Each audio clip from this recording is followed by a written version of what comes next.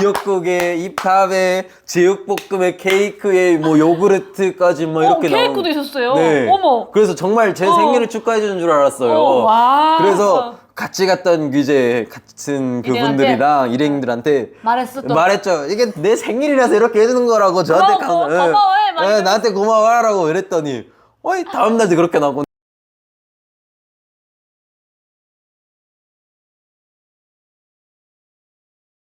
문간방에는 어땠어요?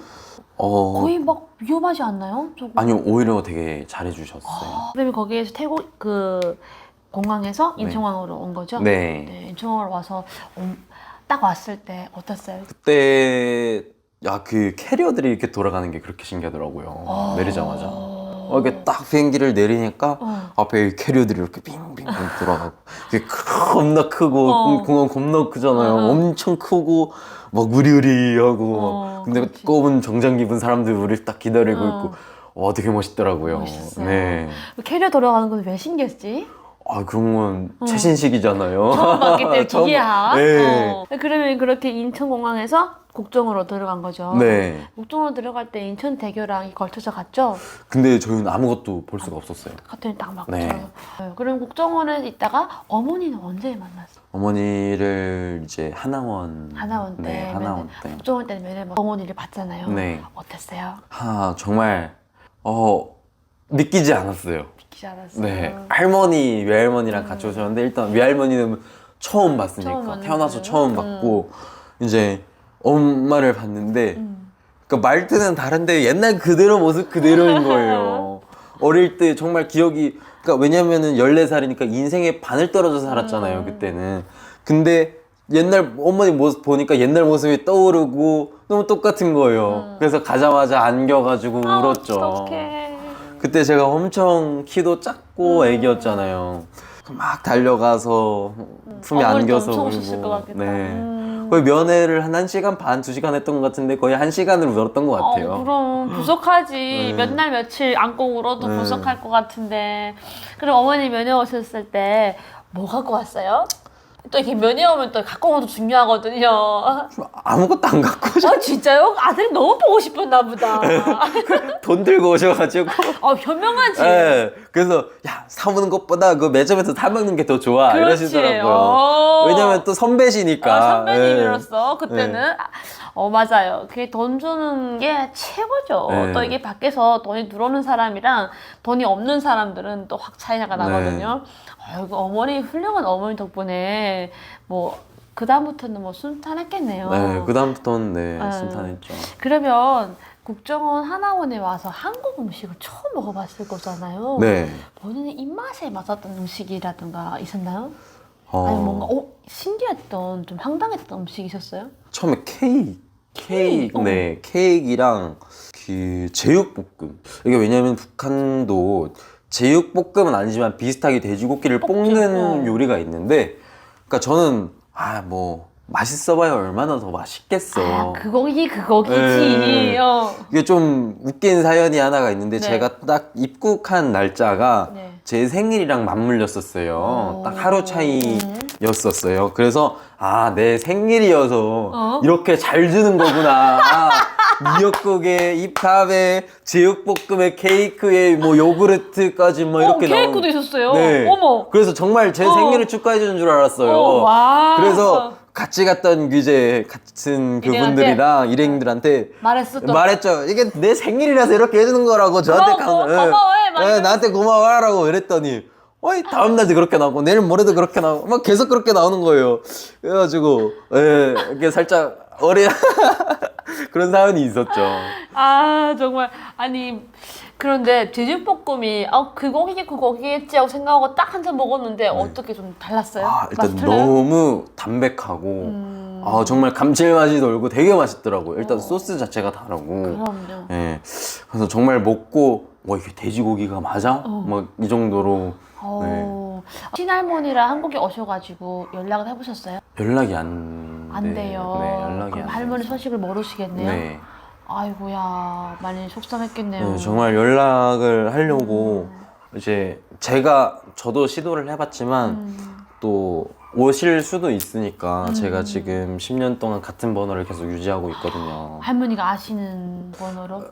아실 수도 있으니까 아. 일단 번호를 바꾸면 안 되겠다라고 생각을 해서 일단 계속 유지하고 이젠 저도 포기를 했죠. 왜냐면 연락을 시도를 해봐도 안 되고 이러니까 그냥 언젠가 올 수도 있겠다라는 희망을 가지고 번호를 계속 유지를 하고 있거든요, 이 번호를. 네. 할머니가 아마 동정하게 잘 계실 거예요. 근데 아마 북한이 워낙 감시가 심해서 연락이 안 될 수 네. 있다는 생각을 하면서 희망을 가지십시오. 네.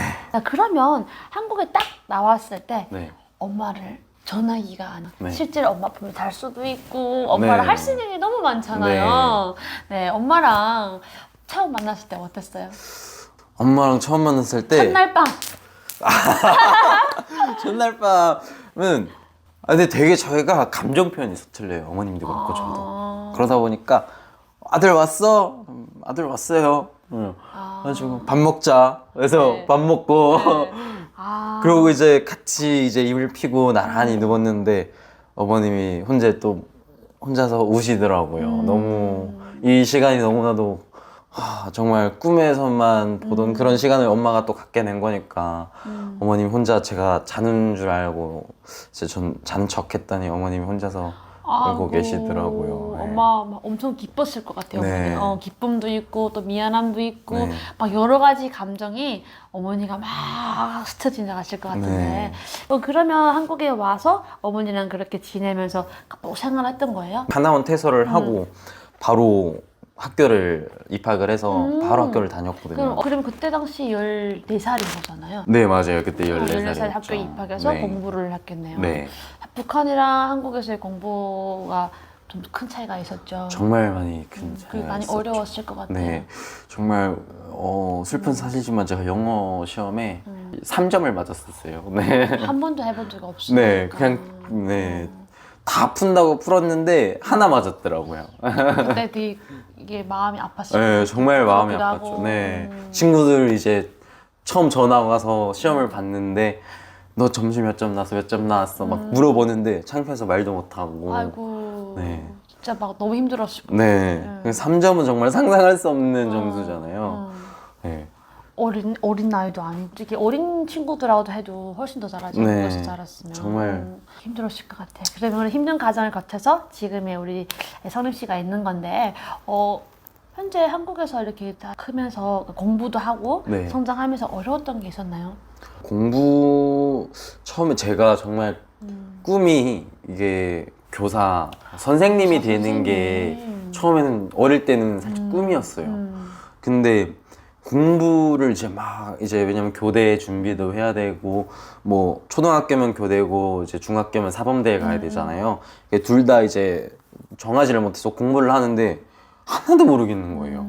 정말 이게 무슨 말인지도 모르겠고 막 너무 어려워서 그래서 그 꿈을 포기를 했었거든요. 그게 정말 아쉽고. 지금도 아쉬워요. 예, 근데 지금은 아닌데 작년까지는 아쉬웠어요. 작년까지도? 네. 오, 진짜 하고 싶었나 보다. 네, 정말 교사 어릴 때의 꿈이니까 그게 어릴 때 꿈이 정말 오래 가더라고요. 친구들이랑 이렇게 지내는 부분에서는 괜찮았었나요? 네, 왜냐면은 또래랑 지낼 때. 네, 저는 바로 대안학교가 아니라 일반 학교로 진학을 했었어가지고 처음에는 사투리 때문에 많이 힘들었어요. 그랬을 것 같아요. 네, 그래서 진짜 볼펜을 입에 물고 막 사투리를 고치고 막 이러다 보니까 친구들이 제가 또 밝고 이러니까 제가 또 운동도 잘하고 이러니까 되게 좋아해줬어요, 친구들을. 그래서 지금도 동창회를 하고 같이 만나고 네 이러거든요. 그래서 친구들과의 문제는 없었는데 네. 근데 오히려 어른들이 되게 더 오히려? 네, 오히려 안 좋게. 어떤 부분에서요? 사투리의 문제가 아니라 제가 한 고등학교쯤에는 대안학교로 진학을 했었어요. 네. 거기 이제 버스 노선이 한 개밖에 없거든요. 그래서 이제 버스 기사분한테 이 학교를 가냐라고 물어보면 그 학교가 다 대안학교인 걸 알아요.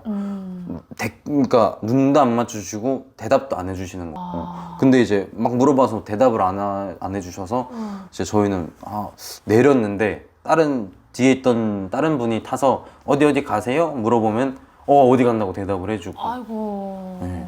그러고 이제 뭐 어느 가게 같은 데를 가면은 너희는 들어오지 마라 막 이런 것도 있었고 근데 오히려 어른들이 더 차별이 더 좀 있었던 것 같아요. 어른들이 많지만 성숙된 어른이 있고 아직 좀 미성숙된 어른도 많아요. 그래서 아마 그런 분들은 네. 미성숙된 어른들이 아마 그랬다고 생각이 들어요. 조금 그런 상처는 남아있죠. 지금도. 네.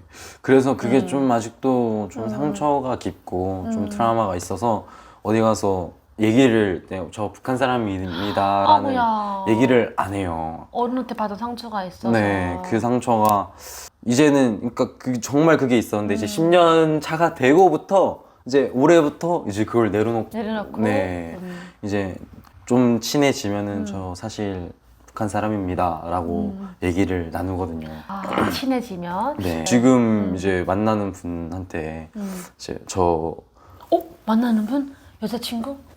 네. 오, 예. 여자친구한테 이제 나 사실 저 북한 사람이다 이렇게 얘기를 했더니 정말 놀라는 거예요. 여자친구는 한국 사람이고 북한에서 왔다고 하니까 와 정말 깜짝 놀라더라고요. 정말. 어떡해. 그래서 막 근데 오히려 여자친구 입장에서는 그러니까 궁금한 것도 많고 이런데 오히려 저한테 되게 신뢰될까봐 못 물어보더라고요. 그래서 아니 물어보고 싶은 거 있으면 물어봐라. 뭐 대부분 다 뭐 너 그 밥은 뭐 먹냐 뭐 그건 뭐 휴대폰은 맞아. 있냐 뭐 이런 걸 물어본다. 너도 궁금한 거 있으면 물어봐라. 괜찮다 해가지고 그랬는데도 되게 조심스럽게 네, 얘기를 나누는데 오히려 되게 놀란 게 좀 문화 차이가 있더라고요. 어떤 문화 차이가 있었나요? 일단 좀 이제 저희는 남자가 지갑을 연다 이런 게 있잖아요. 근데 오히려 지금 만나는 여자친구는 아니야 내가 낼게 먼저 카드를 자기 지갑을 열더라고. 그래서 난 아니야 안돼 이러고 이제 안돼 이거 남자의 저성심이야. 그래 내가 내야 돼 이러고 이제 제가 계산하려고 하면은 그래 밥은 제가 계산하고 커피는 여자친구가 사고 네. 뭐 기름값은 제 차를 타고 다니면은 뭐 영화 정도는 여자친구가 사고 네, 뭐 그럼 영화 사면 제가 팝콘 사고 이게 되게 더치페이가 내가 내면은 여자친구 한 번 내고 이런 게 되더라고. 그래서 정말 처음에는 힘들었죠? 제가 불편했어요. 이건 얻어먹어도 되나? 이게 남자가 이래도 되나? 이거 막 이랬는데 요즘은 많이 익숙해지고 오히려 여자친구가 이게 맞는 거라고 맞아요. 네, 이렇게 얘기를 해줘가지고 많이 깨우쳤죠. 네. 어때요? 지금 깨우치고 나니까? 아주 솔직히? 편합니다. 편하죠. 이게 네. 솔직히 남자만 다 산다는 건 정말 이건 옛날 여자들이 일을 네. 안 하고 정말 집에 있을 때 네. 그러면 혹시 그 한국 여자랑 네. 왜냐면 처음 만나봤을 거 아니에요? 그렇죠. 처음 만나봤죠. 네. 이때까지는 북한에서 네, 온 네, 출신 네, 만나보거나 네. 했을 건데 좀 다른 점이 있나요? 다른 점은 일단 마인드 자체가 일단 남자를 되게 우존하지 않는 것 같아요. 나도 내가 보니까 이런 것도 있고 되게 자존감이나 자존심도 있는 그러니까 자존심보단 자존감이 되게 높은 것 같아요. 자존감도 높고 제가 되게 배울 점이 아직 많은 것 같아요. 동갑인가요? 저보다 어려요. 어린데도. 네, 어린데도 제가 정말 보고 배우는 게 많고 그래서 정말 근데 또 북한 여자를 만났을 때 뭐 배울 점이 없는 건 아니지만 좀 알겠죠? 차이라고 해야죠. 네, 차이를 두자면은 좀 그런 게 있는 것 같아요. 네. 아무래도 또 여기서 자라다 보니까 네. 여기에 대한 지식은 훨씬 더 많죠. 네. 북한에서 온 네, 친구들보다는. 맞아요. 혹시 같이 데이트하면서 겪는 뭐 문화 에피소드가 없어요? 이제 운전을 해서 어디 여행을 가잖아요. 그러면은 저는 몰랐어요. 옆에 앉은 분은 절대 자면 안 되고 그 조수석에 계신 분은 자면 안 되고 운전자한테 계속 말도 걸어주고 뭐 물도 이렇게 해주고 껌도 해주고 뭐 이렇게 해줘야 된다는 거를 처음에 몰랐었어요. 그래서 저는 당연히 제가 운전을 하고 있으니까 여자친구한테 좀 자라고 했는데 아니 그러면 안 돼. 옆에 있는 사람은 자면 안 돼. 옆에서 이렇게 해주는 게 예의야. 이렇게 알려주는 거예요. 저도 몰랐는데 그래서 정말 배울 게 많구나. 감동했죠. 감동, 순간에. 네. 여자친구분 배려심도 굉장히 깊은 네. 분이네. 네. 그러면 마지막으로 혹시 뭐 꼭 하고 싶은 뭐 이야기나 아니면 뭐 꿈 같은 게 있을까요? 꿈이라고 하면은 네. 앞으로 이제 다시 한 번 더 이제 사업을 도전을 하는데 정말 잘 됐으면 네, 지금 좋겠어요. 준비하고 있어. 네. 네. 그래서 잘 돼서 이제 또 지금 여자친구랑 결혼도 해야 되고. 어머머머 결혼 상대를 만나고 계시는구나. 아, 저는 정말 진지하게 만나고 있습니다. 네. 더 지갑을 많이 여시고 더 많이 농담이고요. 네, 더 많이 배려해 주시고 네. 그 배려심 있는 사람들은 상대방도 해주면은 그 몇 배로 느끼더라고요. 네. 그래서 아마 잘하실 것 같아요. 네, 자, 그럼 마지막으로 성림 씨가 생각하는 대한민국은 어떤 것인가요? 대한민국은 진짜 한 단어로 정리할 수 있는 것 같아요. 그냥 자유. 진짜 자유가 정말 어울린다라고 생각이 듭니다. 저는. 오, 네. 네, 감사합니다. 네, 여러분 오늘 이렇게 조성림 씨와 함께 이야기 나눠봤는데요. 정말 어린 나이에부터 많은 고생을 했었고 또 탈북 스토리 또한 영화의 한 장면이어가지고 정말 감명 깊은 인터뷰였다라는 생각이 들고 마지막으로 나중에 꼭 사업을 하시면 네, 김가영 TV에 나와서 홍보도 빵빵 해드리겠습니다. 감사합니다. 마지막으로 인사 한번 드리고 끝마칠게요. 여러분 감사합니다. 안녕히 계십시오. 네, 감사합니다.